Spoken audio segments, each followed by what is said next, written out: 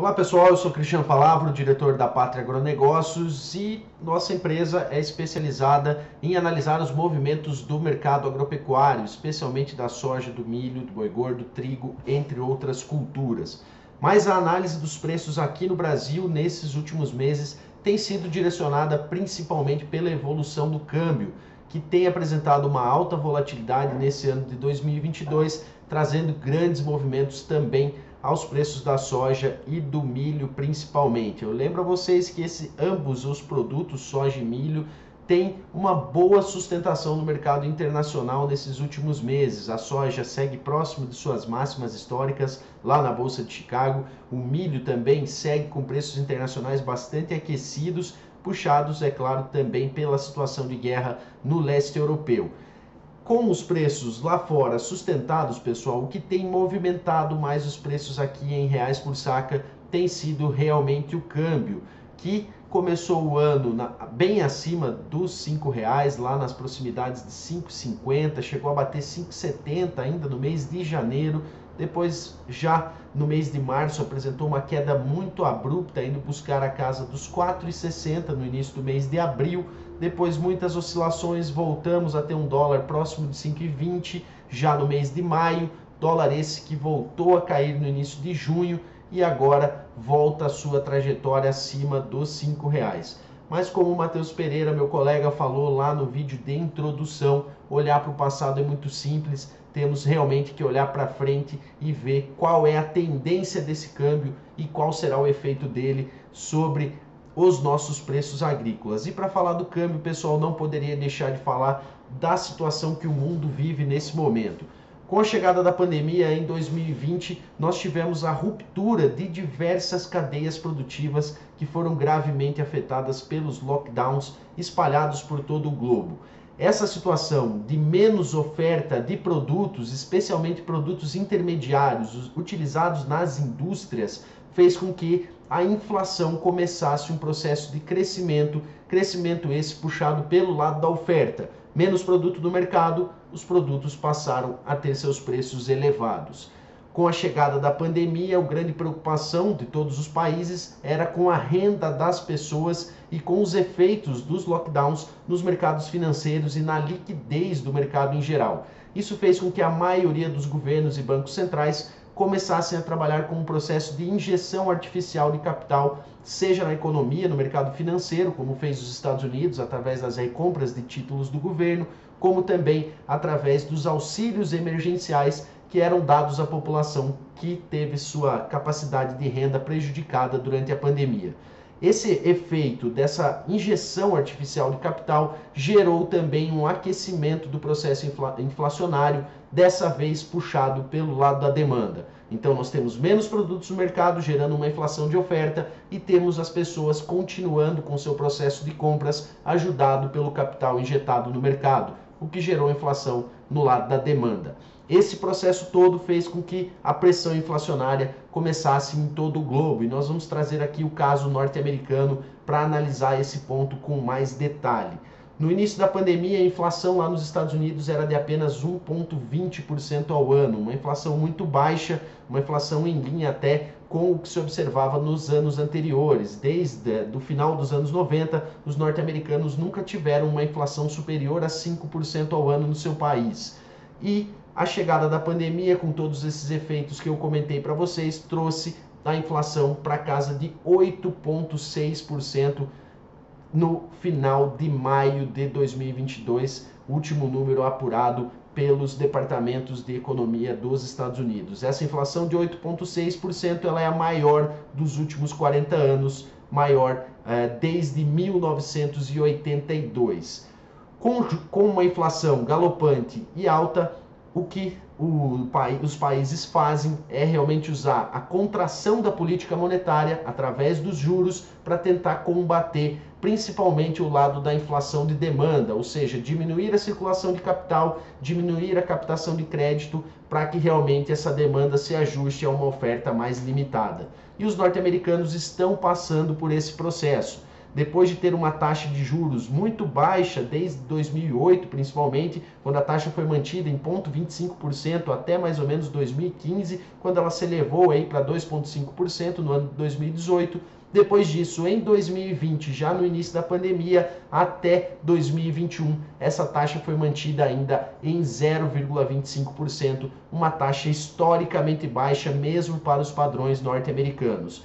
Com a chegada da inflação, logicamente, o Banco Central do país, através do seu Comitê de Política Monetária, começou uma trajetória de elevação da taxa de juros que nesta última semana resultou numa elevação de 0,75% em apenas uma reunião, o maior aumento desde 1994 para apenas uma edição da mudança de juros. O juro agora foi trazido para a casa de 1,75% e são grandes as apostas do mercado que ao final de 2023 esses juros possam chegar lá nos Estados Unidos à casa de 3,5% a 4%. E por que isso é importante, pessoal? A taxa de juros ela é importante porque é a taxa que remunera o mercado ou a taxa utilizada como uma base para a captação de crédito. É claro que esse juro norte-americano é o juro básico, quando ele é derivado para as cadeias que consomem esse juro, ele sobe ao longo do tempo, sendo, portanto, taxas que chegam até o mercado mais altas do que a taxa básica. Isso faz com que também a remuneração de quem investe em títulos e renda fixa nos Estados Unidos cresça, e como lá é um país considerado muito seguro, com uma segurança muito forte para quem investe, mesmo essas taxas bem mais baixas do que as taxas brasileiras, por exemplo, elas são atrativas no mercado e tendem a atrair mais capital para dentro do país, o que faz com que o dólar se fortaleça.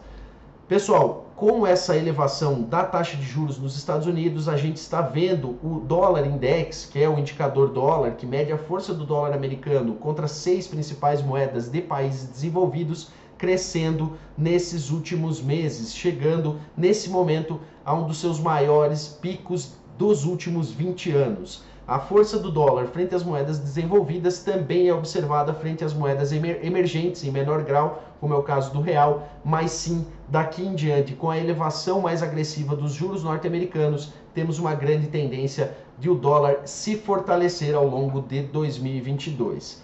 Mas a gente deve estar se perguntando aí, mas aqui no Brasil a gente também passou por esse processo de juros mais altos e até de forma mais antecipada. Sim, o governo brasileiro, através do Banco Central e o Copom, antecipou essa movimentação dos juros. O Brasil saiu na frente nesse ponto, algo que o ministro Paulo Guedes tem comentado bastante internacionalmente, e saímos de uma taxa de juros de 2% no começo da pandemia, por volta ali de julho 20 a janeiro de 21, para aumentos sucessivos dessa taxa de juros brasileira, que nessa semana foi elevada para a casa de 13,25%. A inflação aqui no Brasil já começa a dar sinais de desaceleração. O mês de maio já foi de uma inflação bem mais baixa do que se observava nos primeiros 4 meses de 2022. Mesmo assim, grande parte do mercado financeiro ainda acredita numa taxa Selic um pouco maior daqui em diante, podendo chegar aí até 15% ao final de 2023. Então, pessoal, essa taxa de juros mais alta aqui no Brasil foi a grande responsável pela atração de capital em 2022 e que coloca o real brasileiro como a moeda que mais se valorizou frente ao dólar americano no período. 7,5% no acumulado de janeiro a junho. É claro que esse acumulado já chegou a ser maior, né, quando estávamos ali na casa dos 4,70 do dólar frente ao real brasileiro. Essa elevação das últimas semanas diminuiu essa liderança do real brasileiro frente ao dólar. Mesmo assim, temos ainda o real bem valorizado. Mas são grandes as preocupações do que acontecerá daqui em diante. Primeiro, pessoal, porque apesar de ainda termos uma evolução esperada na taxa de juros, hoje posicionada em 13,25, essa evolução não será grande daqui em diante, enquanto nos Estados Unidos, por exemplo, ela ainda deve dobrar em relação ao patamar atual. Outros países, especialmente a zona do euro, países da Ásia, também estão caminhando na mesma direção de elevação de taxas de juros, já que o processo inflacionário ele é global nesse momento. Então o Brasil desacelerando sua curva de juros, enquanto outros países vão elevando seus juros. Isso por si só já coloca peso para o dólar frente ao real brasileiro.